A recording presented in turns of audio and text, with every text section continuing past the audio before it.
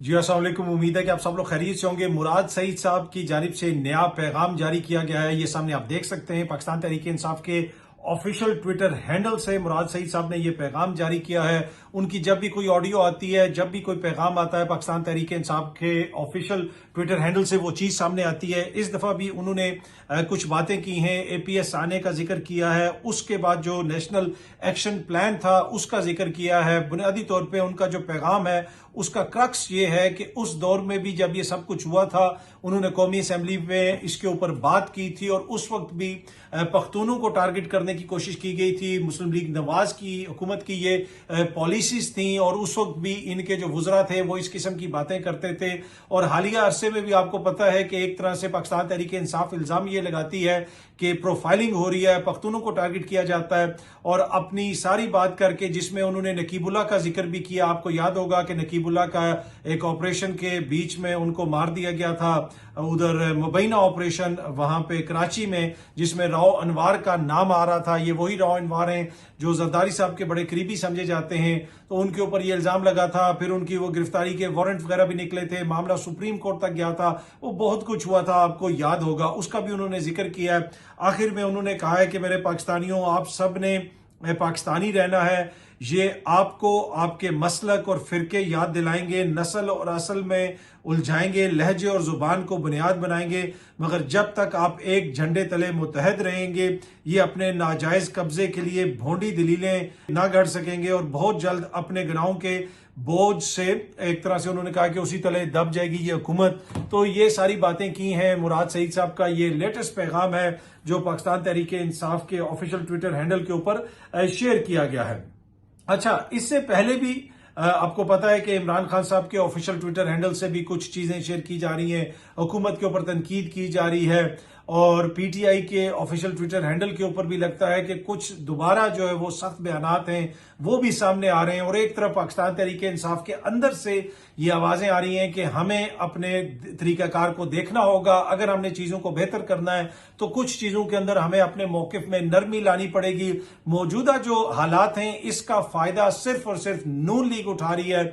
ये कुछ पाकिस्तान तहरीक इंसाफ के अंदर से आवाजें आ रही हैं। और फवाद चौधरी साहब जो हैं वो भी इस चीज का बरमला इजहार कर चुके हैं कि मौजूदा हालात के अंदर अगर इसी तरह मामला चलते रहे तो उसका फायदा नून लीग को है, नून लीग की क्यादत को है। तो हमें कुछ चीजों के ऊपर नजरसानी करने की जरूरत है। अगर नून लीग की क्यादत की आप बात करें तो हमारे जो वजीर आजम साहब हैं वो इस वक्त इजिप्ट में मौजूद हैं। ये सामने आप तस्वीर देख सकते हैं। तस्वीर के साथ एक ट्वीट भी है और उसी ट्वीट के अंदर ये तस्वीर की गई है। इफ्तिखार शिराजी साहब डॉन न्यूज के ब्यूरो चीफ हैं, इस्लामाबाद के सीनियर जर्नलिस्ट हैं, एक मोतबर नाम है पाकिस्तान की सहाफत का। उन्होंने हमारे वजीर आजम साहब की तस्वीर ट्वीट की हुई है और साथ बांग्लादेश के जो आपको पता है इंटरम लीडर हैं उनकी भी तस्वीर है। और शिराजी साहब ने लिखा है कि मकरूज मुल्क पाकिस्तान का वजीर आजम महंगे तरीन गैर मुल्की लिबास में और 40 अरब डॉलर्स की बरामदात के साथ दुनिया की उभरती हुई मैशियत बांग्लादेश के जो सरबराह हुकूमत हैं वो अपने ही मुल्क का बना हुआ लिबास ज़ेब तन किए हुए। अब ये बड़ी ही इंपॉर्टेंट बात है कि हमारे ये जो हुक्मरान हैं, उस दिन भी मैंने आपसे एक तस्वीर शेयर की थी प्रियंका गांधी की कि वो एक आम कपड़े का या प्लास्टिक का बैग बना हुआ है, उन्होंने वो उठाया हुआ है और उठा के वो पार्लियामेंट गई हैं। पहली दफा ऊपर फलस्तीन लिखा हुआ है। तो जो सियासतदान होता है उसका नजरिया मैटर करता है, उसका जो विजन होता है वो मैटर करता है, उसकी जदोजहद मैटर करती है। लिबास, महंगे डिजाइनर कपड़े, ये चीज मैटर नहीं करती। लेकिन हमारे जो वजीर आजम साहब हैं वो जब जा रहे थे तो उन्होंने एक और कोट पहना हुआ था। अगेन वहां पे वो बड़ी जबरदस्त का किस्म का लिबास पहन के, पेंट कोट पहन के बैठे हुए हैं। उनकी जुराबें भी नजर आ रही हैं, वो भी बेहतरीन है। बूट भी बेहतरीन पॉलिश हुए हुए हैं, बेहतरीन किस्म के पॉलिश हुए हुए काले बूट हैं और जबरदस्त पॉलिश करके उन्होंने पहने हैं। मतलब या जिसने भी उनको दिए हैं, जो भी है वो भी पॉलिश हुए हुए हैं। तो अगर आप दूसरी तरफ बांग्लादेश के उस शख्सियत का अंदाजा लगाएं या उस शख्सियत के लिबास का अंदाजा लगाएं जो इस वक्त वहां पे सारे सिस्टम को देख रहे हैं, आलमी सतह के वो एक माहिर मौशियात भी हैं, बैंकर भी हैं। उन्होंने एक आम से बांग्लादेश का पंजाबा कुर्ता पहना हुआ है, नीचे जूते भी एक कंफर्टेबल से जूते पहने हुए, इतनी टेंशन में भी वो नजर नहीं आ रहे। तो ये बड़ा मैटर करता है जब आप एक ऐसे मुल्क को रिप्रेजेंट कर रहे हो जहां पे आबादी का बड़ा हिस्सा गरीब हो, दो वक्त की रोटी भी इशू हो, वहां पे डिजाइनर कपड़े पहनना, डिजाइनर बैग्स उठाना, ये इंतहाई सतही सोच की अक्कासी करता है। तो ये वो तनकीद है जो हुक्मरानों के ऊपर होती है। लेकिन हमारी जो जमहूरियत है वो लगता ही है कि वो भी सिर्फ अशराफिया के लिए है। इनके इलाज भी बाहर होते हैं, इनके कपड़े भी बाहर से आते हैं, इनकी हर चीज जो है वो लगता नहीं है कि आम पाकिस्तानी जैसी है। लेकिन ये लोग जो इक्तदार इंजॉय करते हैं वो आम पाकिस्तानी के नाम पे करते हैं, वो जमहूरियत के नाम पे करते हैं, जमहूर के नाम पे करते हैं। उसका फिर कितना फायदा जमहूर को या जमहूरियत को होता है वो मुझे आपको बताने की जरूरत नहीं, वो बिल्कुल हमारे सामने है। अच्छा, अब एक बड़ा इशू करप्शन का भी है। वजीर दिफा जो है वो ये कह रहे हैं कि जी करप्शन 50% भी कम हो जाए तो किसी IMF की जरूरत नहीं रहेगी। अच्छी बात है। अब ये करप्शन किसने कम करनी है? ये बच्चों करप्शन तो होती है, ये भी एक लीडर कहता होता था। इमरान खान भी हमेशा यही कहता है कि इस मुल्क का असल इशू ही करप्शन है। अब ये खुद ये मान रहे हैं कि जनाब असल इशू करप्शन है, 50% कम कर दें, सारी नहीं सिर्फ 50% कम कर दें तो IMF से हमें पैसे लेने की जरूरत नहीं पड़ेगी। तो भाई पंजाब में आपकी हुकूमत, वफाक में आपकी हुकूमत, सिंध में आपके इत्तेहादियों की हुकूमत, बलोचिस्तान में आपके इत्तेहादियों की हुकूमत, तो ये तो आप 75% करप्शन कम कर सकते हैं। खैबर पख्तूनख्वा को तो आप छोड़ दें, कम से कम इन जगहों पे तो आप देखें। तो किसने आपको रोका हुआ है? किसने आपको रोका हुआ है कि आप करप्शन ना जो है वो खत्म करें? तो आप खत्म करें करप्शन। आप खुद इस वक्त हुक्मरान हैं। आई डोंट नो वो किस सेंस में कह रहे हैं या किस से ये वो एक्सपेक्ट कर रहे हैं कि वो आके करप्शन खत्म करेंगे तो करप्शन खत्म होगी। भाई आप हुक्मरान हैं, आपने करप्शन खत्म करनी है। एक और बड़ी इंपॉर्टेंट खबर है ये BBC उर्दू की। उस खबर के मुताबिक जनाब पाकिस्तानी जो स्टॉक मार्केट है उसमें शदीद मंदी है और मुल्क की तारीख में पहली बार इंडेक्स में 4800 पॉइंट्स की कमी। तो ये तो जनाब वो सुना था कि हमने 1.25 लाख पे चला गया इंडेक्स, ये हो गया वो हो गया, स्टॉक मार्केट इतनी ऊपर चली गई कि मेरे ख्याल में अगर इसी तरह खबरें 2-4 दिन और आती रहती तो IMF ने स्टॉक मार्केट से कर्जा मांग लेना था कि भाई हमें कर्जा दो, हमने कि मुल्कों में बांटना है।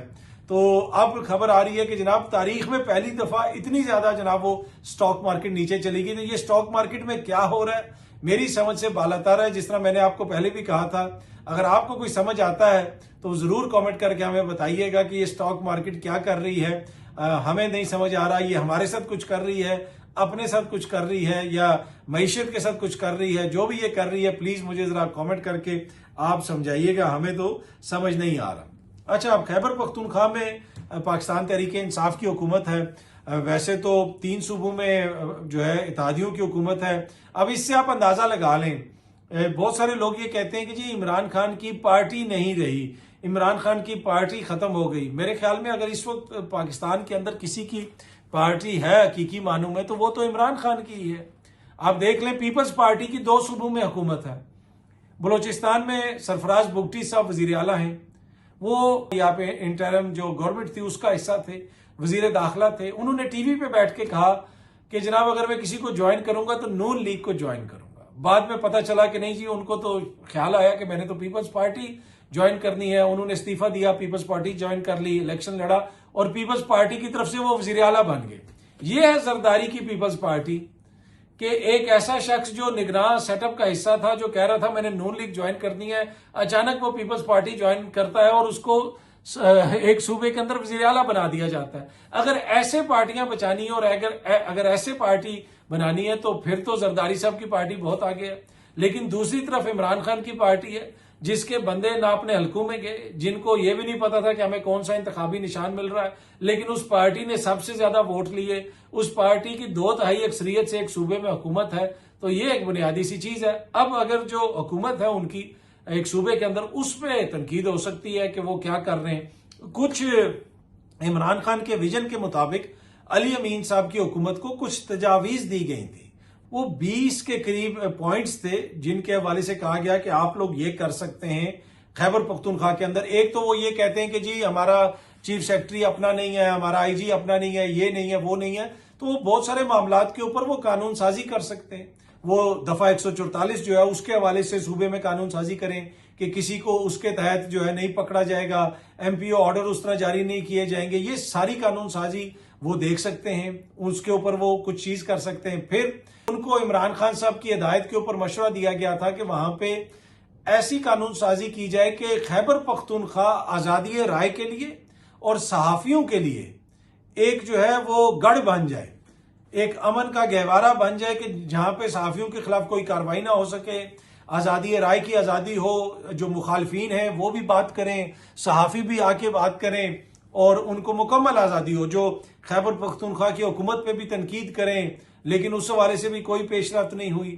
اسی طریقے سے کچھ اور چیزیں بھی تھیں کہ جس میں جوڈیشل کمیشن تھا، اور جوڈیشل کمیشن کے حوالے سے بھی کہا گیا تھا کہ شروع میں جو ہی حکومت بنی تھی ان کی کہ 9 مئی کے معاملات کی تحقیقات کروائیں، ایک ہائی پاورڈ جوڈیشل کمیشن ہو، ایک سابق آپ ایک سینئر جج کو بنا لیں، اس میں بیوروکریٹس کو بھی ڈال لیں، اس میں ریٹائرڈ جنرلز کو بھی ڈال لیں، ان سے بھی جو ہے تحقیقات کروائیں۔ یہ پورا جوڈیشل کمیشن ایک جج کی سربراہی میں یہ ایک ہائی پاورڈ کمیشن تحقیقات کرے تاکہ دودھ کا دودھ اور پانی کا پانی ہو، لیکن کچھ بھی نہیں ہوا۔ تو وہ بہت ساری باتیں جو عمران خان صاحب اپنی حکومت کو وہاں پہ کہتے رہے وہ بھی انہوں نے نہیں کیا۔ آئی ڈونٹ نو کیا مصلحت ہے ان کی، کیا ہے وہ مجھے نہیں پتا، وہ تو خود ہی بتا سکتے ہیں۔ آج علی امین صاحب کی ملاقات ہوئی ہے ویسے عمران خان صاحب سے، پچھلے دنوں وہ ملنے گئے تھے تو نہیں ملنے دیا گیا تھا۔ جب حکومت کی مرضی ہوتی ہے تو ملاقات کروا دیتے ہیں، جب مرضی نہیں ہوتی تو ملاقات نہیں کروائی جاتی۔ شاہ محمود قریشی صاحب نے بھی جناب آج میڈیا سے غیر رسمی بات چیت کی ہے ادھر اڈیالہ جیل میں۔ انہوں نے کہا کہ مجھے سیاسی انتقام کا نشانہ بنایا جا رہا ہے۔ میں کہتا ہوں کہ جو ان کے اوپر مقدمات ہیں، جو لوگ مقدمات قائم کر رہے ہیں پروسیکیوشن والے، وہ حلف دیں کہ شاہ محمود قریشی نے کوئی ایسی حرکت کی ہے، کوئی ایسی بات کی ہے۔ اب جو GHQ حملہ کیس ہے اس میں بھی علی امین گنڈاپور صاحب اور دیگر بہت سارے، شاہ محمود قریشی صاحب اور دیگر لوگوں کے اوپر فرد جرم عائد کر دی گئی ہے۔ تو شاہ صاحب بھی یہی کہہ رہے ہیں کہ جناب میں تو کراچی بیٹھا تھا، میں تو ادھر تھا ہی نہیں، لیکن پھر بھی میرے اوپر اس قسم کے مقدمات ہیں۔ انہوں نے یہ بھی کہا کہ میرا نقطہ نظر ہے کہ پارٹی میں بھی مجھے سنا جائے، مجھ سے مشاورت کی جائے۔ پارٹی میں واحد سیاستدان ہوں جس نے بلدیاتی، صوبائی اور وفاقی سطح پر سیاست کی ہے۔ عمران خان کو سول نافرمانی کی تحریک جو ہے وہ میں نے ملتوی کرنے کی تجویز دی تھی۔ حکومتی مطالبے پر ہم نے قدم اٹھا کر مذاکراتی کمیٹی بنا دی۔ اب حکومت بھی سنجیدگی کا مظاہرہ کرے، حکومت مذاکرات کا آغاز کرے تاکہ ملک کو سیاسی استحکام جو ہے جس کی ضرورت ہے وہ آ سکے ملک میں۔ انہوں نے یہ بھی کہا کہ AP میں دہشت گردی بڑھ رہی ہے، روزانہ ہمارے فوجی بچے شہید ہو رہے ہیں جو لمحہ فکریہ ہے۔ تو انہوں نے یہ ایک طرح سے مفاہمت کی بات کی ہے۔ آج کل عمران خان کے قریب زیادہ لوگ جو جا رہے ہیں، جن کو ملنے کی اجازت وغیرہ مل رہی ہے، وہ مفاہمت کی بات کر رہے ہیں۔ اب خان صاحب کو یہ بات سمجھ آئے گی یا نہیں آئے گی وہ ایک الگ بحث ہے۔ حکومت نے اچانک جو ہے مفاہمت کے حوالے سے جب تحریک انصاف سے آوازیں آئیں تو حکومت نے ان کے اوپر تنقید کرنا شروع کر دیا۔ ان کے حوالے سے جو کچھ کہا وہ آپ کے سامنے ہی ہے، مجھے اس کو دہرانے کی ضرورت نہیں ہے۔ علی امین گنڈاپور صاحب نے جب خان صاحب سے ملاقات کی اس سے پہلے میڈیا سے بات کرتے ہوئے انہوں نے یہ کہا کہ جی جو 26 نومبر کو پہلے ان کے 200 لوگ لاپتہ تھے، اب ان کے 54 لوگ اس وقت لاپتہ ہیں۔ انہوں نے یہ بھی کہا کہ عمران خان صاحب سے ملاقات میں سول نافرمانی کی جو تحریک ہے اس کے حوالے سے مشاورت ہوئی ہے، کیونکہ ملک جن حالات میں ہے ان میں پاکستان کے لیے سب کو سوچنے کی ضرورت ہے۔ شہداء اور زخمیوں کے حوالے سے کابینہ اور صوبائی سطح پر انکوائری کر رہے ہیں۔ امید کرتا ہوں کہ سیاسی جماعتیں غور اور فکر اور مذاکرات کر کے کوئی حل نکال لیں گی۔ علی امین گنڈاپور نے کہا جن کی حکومت ہے وہ اشارہ دیں گے تو مثبت رد عمل آئے گا۔ میری آفیشیل جو میٹنگز ہوتی ہیں اس میں بھی میں یہ چیز اٹھاتا ہوں کہ معاملات کو آگے بڑھانے کی ضرورت ہے، معاملات کو بہتر کرنے کی ضرورت ہے۔ اب دیکھتے ہیں جناب یہ معاملات آگے کس طرف جاتے ہیں، اور مراد سعید کا بھی بیان آ گیا ہے سامنے، ایک وہ بیان میں نے آپ کے ساتھ شیئر کر دیا۔ بہت جلدی آپ سب دوستوں سے دوبارہ ملاقات ہوگی۔ Thank you very much.